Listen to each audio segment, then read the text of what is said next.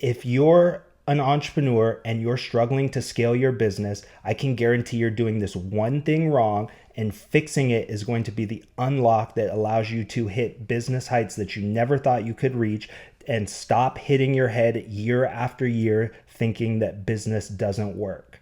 My name is Bryce. I've been an entrepreneur for the past 12 years. I've worked in 12 plus different industries with hundreds of entrepreneurs across the US and Canada. And this one thing separates successful entrepreneurs who ultimately create the life of their dreams to the ones who stay stuck every year and get complacent and again think business doesn't work. That one thing is investing in people. Now, that might sound cliche, but that is the truth. If you're struggling to retain talent, if you cannot keep people in your organization, there is one problem, and that is you. You, the CEO, you, the entrepreneur, you, the business owner, are not investing in your people properly. Now, I've talked to dozens of different entrepreneurs and asking them, well, what do you think motivates people to stay, to grow, to ultimately become better, whether it's in tech, whether it's in service, whether it's in sales, whether it's in just entrepreneurship in general. And the answer that I always get comes down to money. It's like, oh, well, if you pay your people right, they'll stick around. And that is BS. Because if you ask anybody, money is important, but money is ultimately not what motivates people. Money can motivate people, but it's a very surface level motivation. Once you have your current needs met, once you have your basic necessities met, eventually you will want more things. And so just breaking it down from a human nature perspective, everyone has the desire to feel seen. Everyone has the desire to feel heard. And if you think and reflect, you as the entrepreneur, as the CEO of your company, if you think about that, some level deep down, you have that same need, that same desire, and your actions are a reflection of that desire.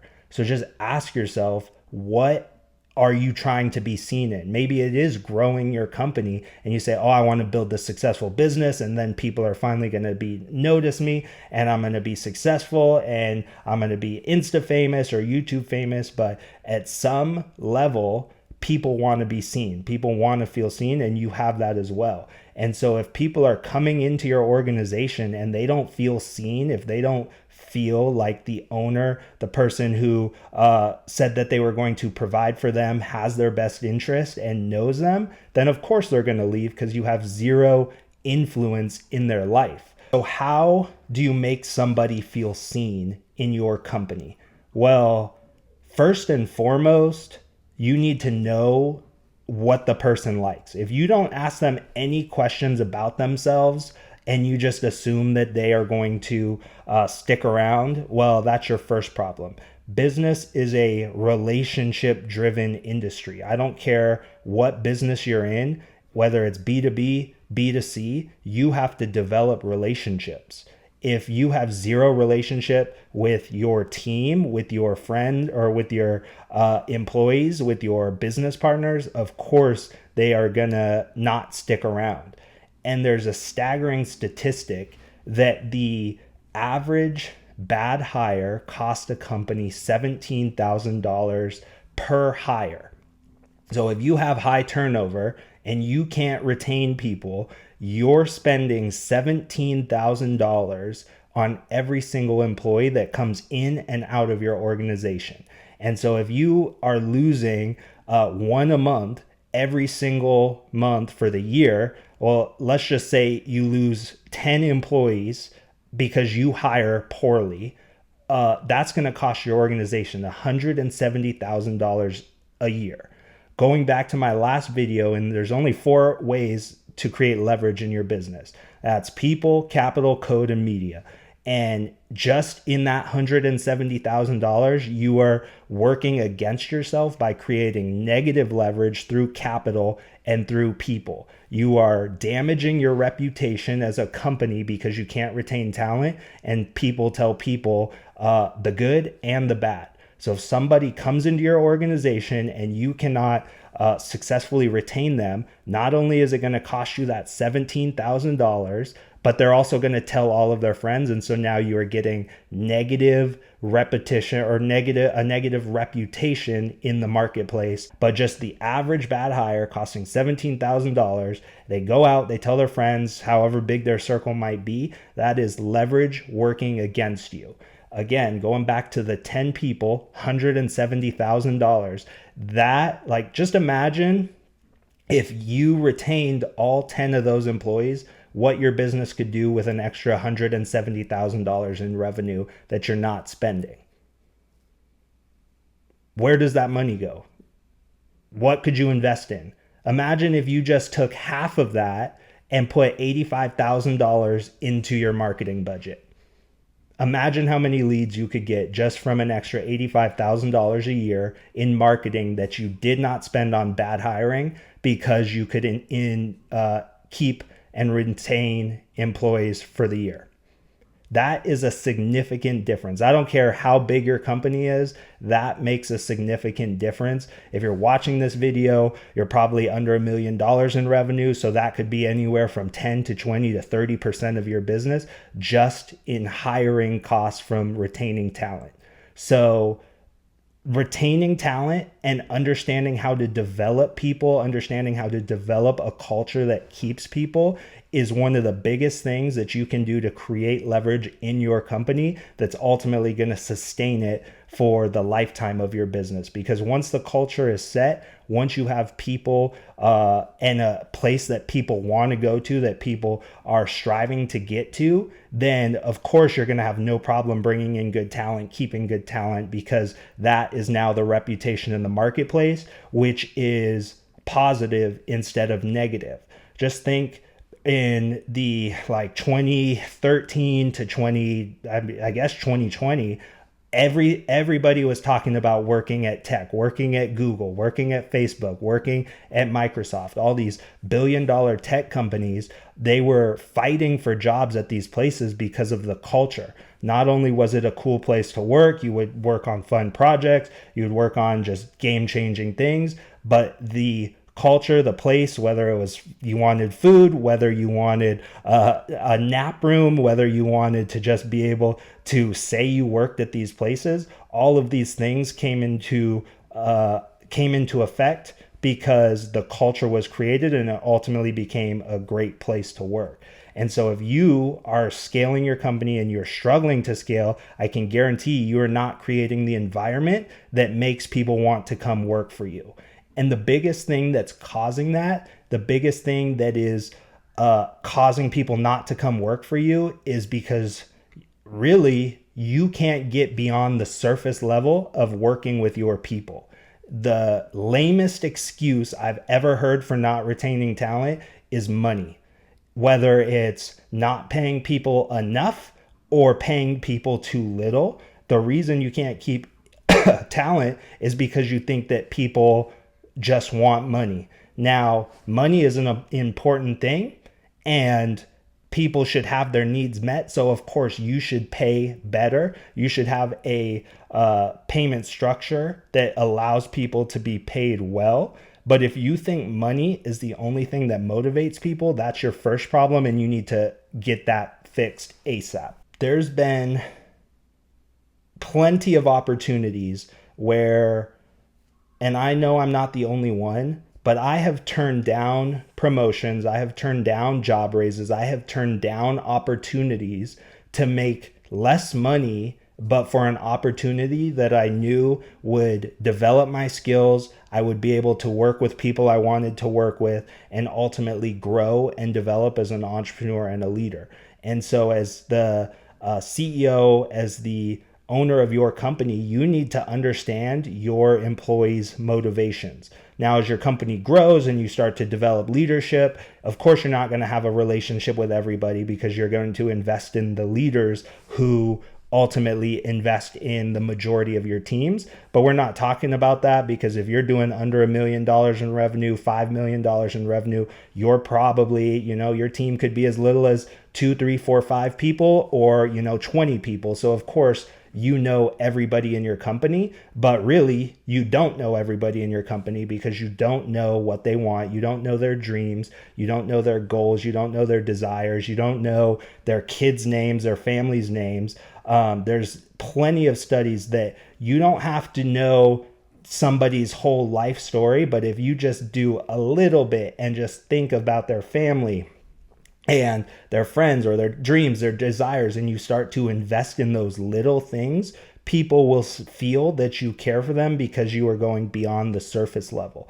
And so ask yourself, how can you go beyond the surface level with your team, with your employees, and find them out?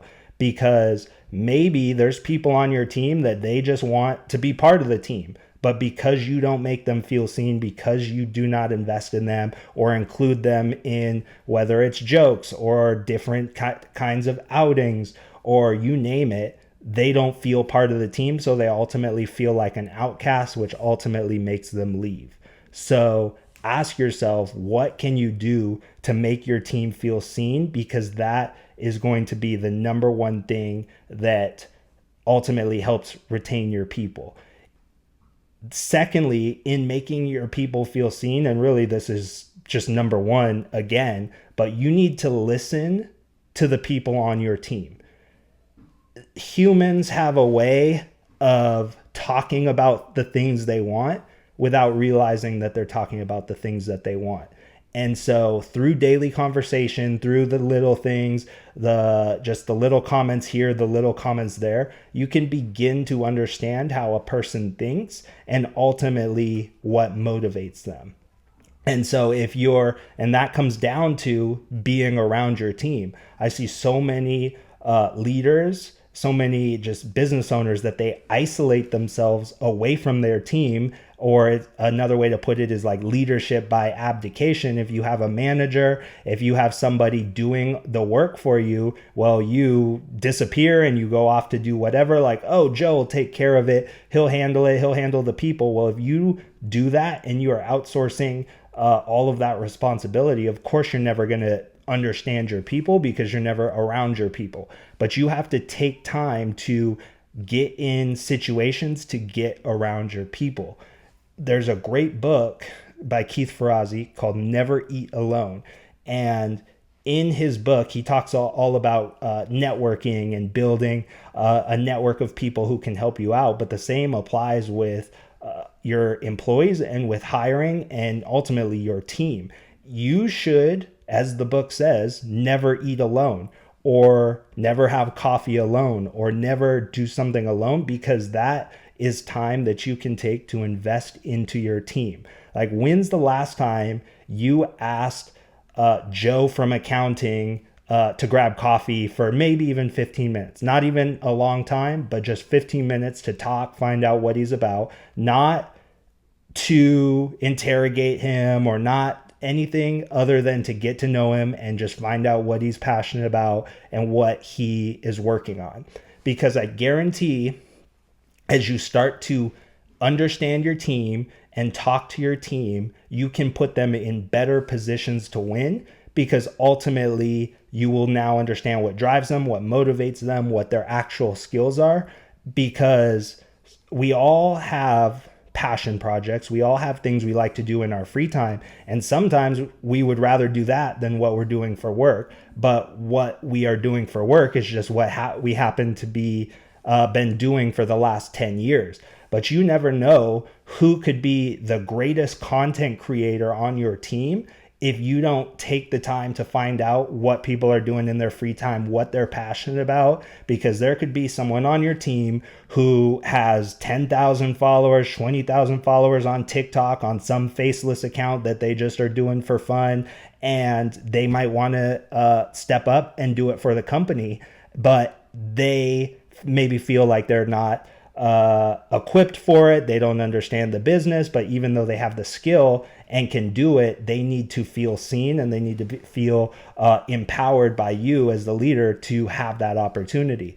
And it doesn't have to be a cut and dry transition. It can be, you can discuss responsibilities, you can discuss roles, you can discuss like testing it out. Like there's so many different creative ways that you can begin to pour into your people once you have listened to them. But the foundation and the beginning starts with understanding and making your people feel seen and listening to them.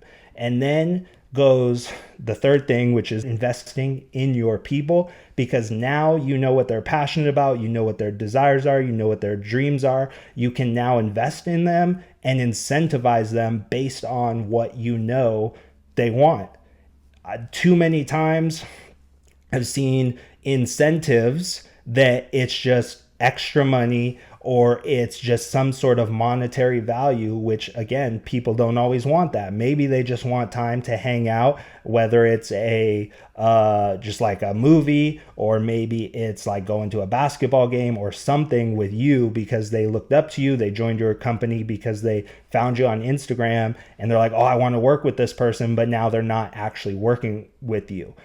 Because again, going back, the average bad hire is going to cost a company $17,000, and that could include human resources and training and a variety of different things. But that tells you that you have at least $17,000 that you're throwing out the window, whether it's good or bad.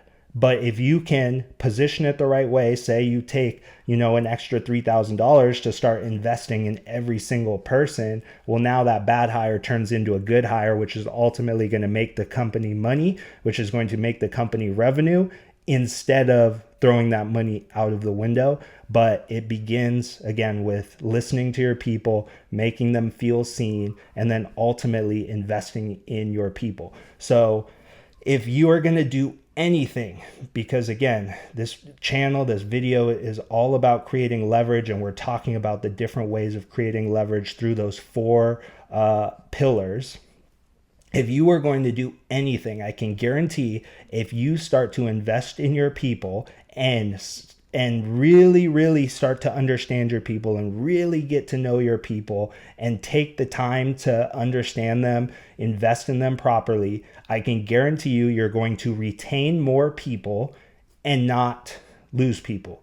And again, once you start to create this culture, once you start to create the environment that people stick around, well, ultimately you're going to create momentum in your favor that becomes a flywheel where you're going to have just such exponential growth. It's going to be hard to stop. But that foundation starts with you. And while your company is small, you have to create that culture, and it starts with you. You as the leader create the culture, and your leaders will begin to emulate that. They'll begin to copy that. They will begin to invest in people. They will begin to invest in their teams. They will see you doing it, and so they will understand that they need to do it, and that will become the culture that everybody who comes into our organization feels seen, they feel heard, we listen to them, we understand what their motivations are that aren't just money, but money's taken care of, we invest in them and pay well, but now we understand their other motivations, what they're striving for, their goals, their desires, and their next step. And really, this is probably the biggest thing, that you should invest in your people regardless if you think they're going to stay in your company or not. Now, everything I'm saying is about retaining your employees, but you should be investing in them and understand that there is going to be people where they just hit a ceiling, and in your company, they can't go anywhere because you're the CEO, and maybe they become the CEO, but there's ultimately only one position. So you have to understand that people will leave your organization, but if you are investing in them, if you are listening to them and understanding what motivates them, what makes them feel seen, you should invest in them and understand that they will leave. And even if they do leave, you're not going to be butthurt. You're not going to be upset like, oh, I put all this investment into them and now they're leaving, because that's what you should do, because it's the right thing to do. And that's just part of it. But if you do the right thing and you create that culture, you'll have no problem raising up someone else to fill that position. But usually with the network effects, with the positive culture that you've created and the positive brand reputation that you've built, they could refer somebody or they could put somebody in touch with you that ultimately fulfills their position. But you have to be okay with that.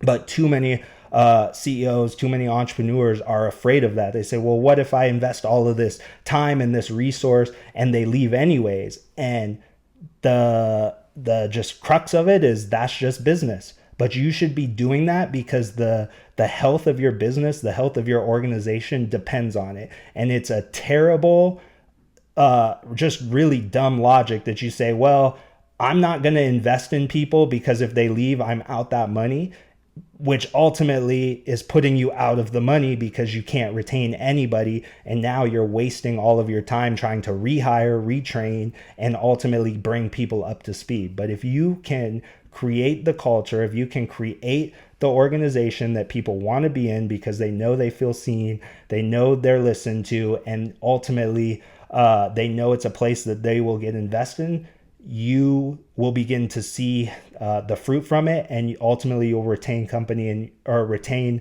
employees, and your company is going to scale. So I guarantee you, try that for the next year. Create a growth system, create a system and a culture of investing in your people, and watch how your company scales.